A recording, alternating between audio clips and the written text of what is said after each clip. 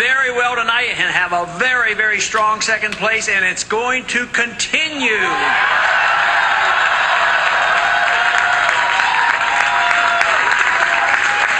But you know, we've had some good news today. Maybe you have seen, but there was a recent Reuters poll out just today. It's the first time that we came in second in a national poll in the Republican primary.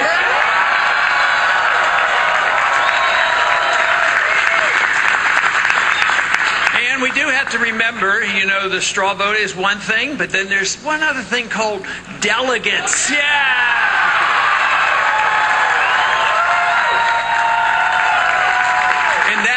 That is where we excel. We know what to do about getting delegates. Even in a state that ended up a little confusing, you know, Nevada, I understand that we're going to do very well in Nevada in getting delegates. And of course, tonight I've heard nothing but good stories about all of you staying around and going through the process, understanding the process, and voting and getting delegates. So when the dust settles, I think there's a very good chance that we're going to have the maximum number of delegates coming out of Minnesota.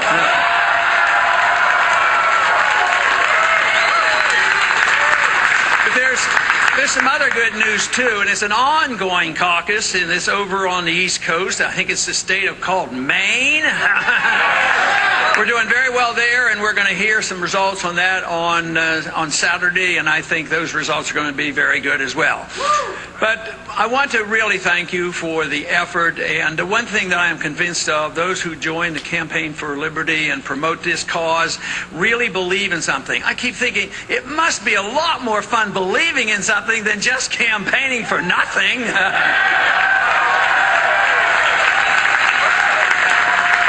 Matter of fact, that's what makes it easy going, because this is what the effort's been all about.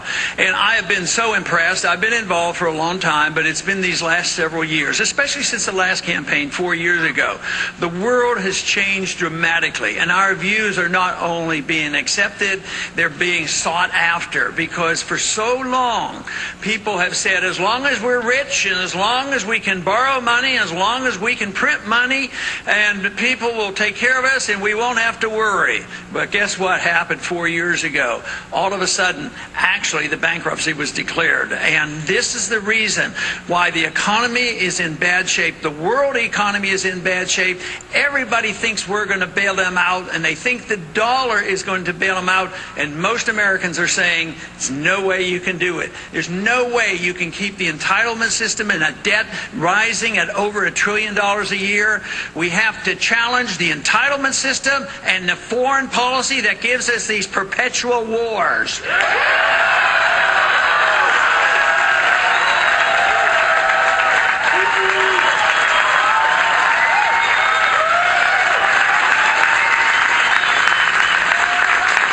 The biggest problem we've had is convincing people who are in office that they're spending too much in Washington. Today, the American people are way ahead of the people in Washington. And quite frankly, I think it's important to know that there's only one candidate and only one campaign that offers real cuts. And in the first year of the new presidency, there'll be a $1 trillion cut from the budget.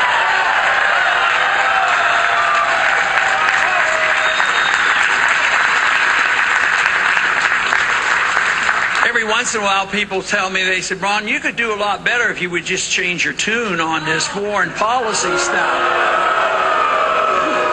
But guess what? It's the foreign policy that has built our campaign.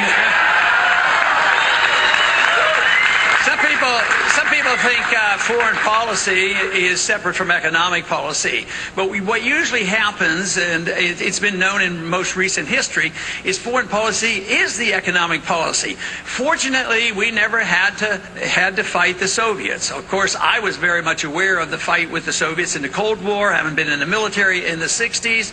But lo and behold, the Soviets self-destructed because they expanded themselves too far around the world and they went bankrupt. And fortunately, we didn't have to fight them. And we, unfortunately, are facing the same problem. We have extended ourselves too far around the world. We've gotten involved in these wars that are unconstitutional. They've never been declared. We don't know why we're there. We don't know when they're over. So the most important thing a new president could do is bring our troops home.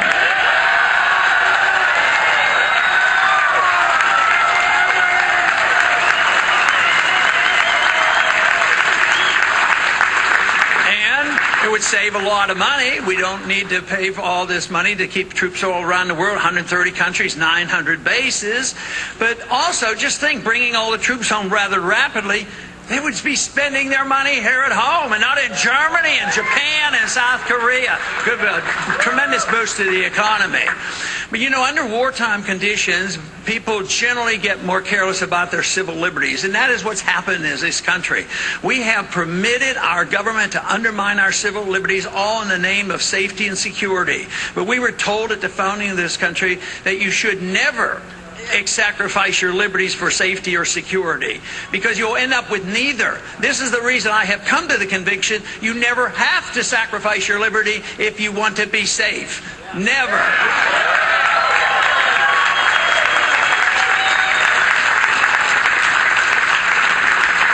But we now are living in an age where civil liberties are poorly protected. We have a Patriot Act that has canceled out the Fourth Amendment. We have had a bill, the National Defense Authorization Act, which now permits the arrest of American citizens by the military without a trial and put in prison indefinitely. That is not part of what America is all about, and those laws have to be repealed if we want to live in a true republic.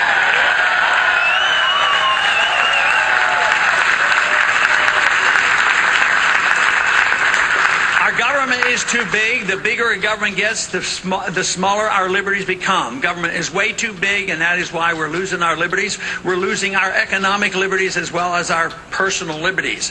So therefore, what we must do is cut back. Now, why? How did we get into this trouble? Yes, there's always an appetite for big government. There's always this temptation of getting something for free.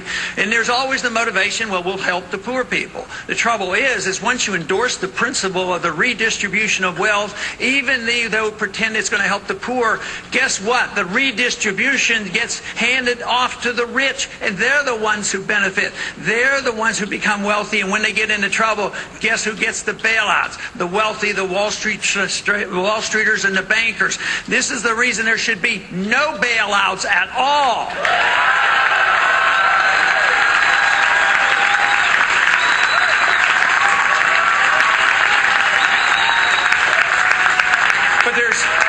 There's a simple little trick that they played on us and the American people, and that trick was played on us in the monetary system. They figured, well, yes, it's a wealthy country. Freedom produces a lot of wealth, and that was fine. We can tax the people to a certain point, and then the people get annoyed. But we still, the politician still wants to pass out all the goodies, so they say, we'll keep borrowing. The credit good, we keep borrowing till interest rates go up. Aha! Interest rates are going up. That's going to hurt the economy, so we have to have another gimmick. And that gimmick was invented in 1913. It was made a disaster in 1971, and that is the destruction of the currency through an illegal operation, an unconstitutional operation of the Federal Reserve System, which we should address and have a full audit and find out where and how they're spending all their money.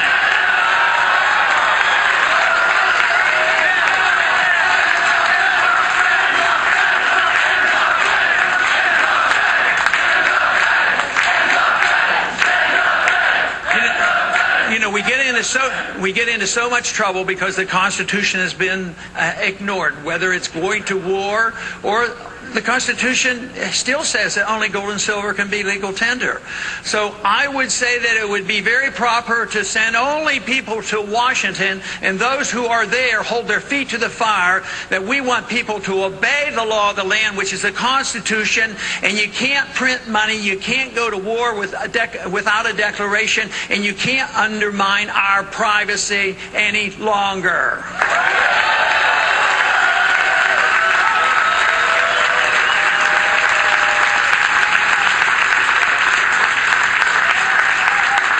The solution is not difficult. The solution was once well known in America, and that is when we understood and respected personal liberty. Understanding that liberty came, as the Declaration of Independence indicated, it came from our Creator. We have a right to our life. We have a right to our liberty. We should have a right to keep the fruits of all our labors.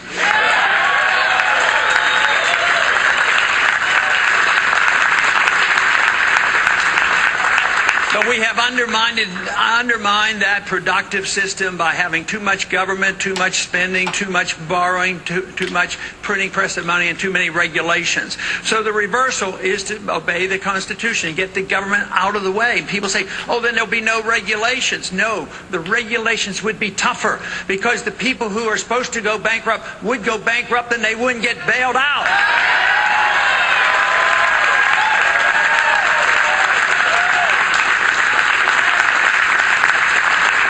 But the wonderful thing about a free society, it's a prosperous society. We all should be humanitarians. And unfortunately, we who advocate this position haven't done a very good job over the years because we should have convinced people that those who grab the moral high ground and say that we're going to take care of the poor, what do? Welfareism and inflationism and socialism, they produce the poor. It's only freedom that produces the prosperity. It gives us the broadest distribution of wealth. It gives us the biggest middle class and the wealthiest of middle class. That is being undermined and destroyed, and the problem can be solved by just a true understanding and conviction and the restoration of individual liberty.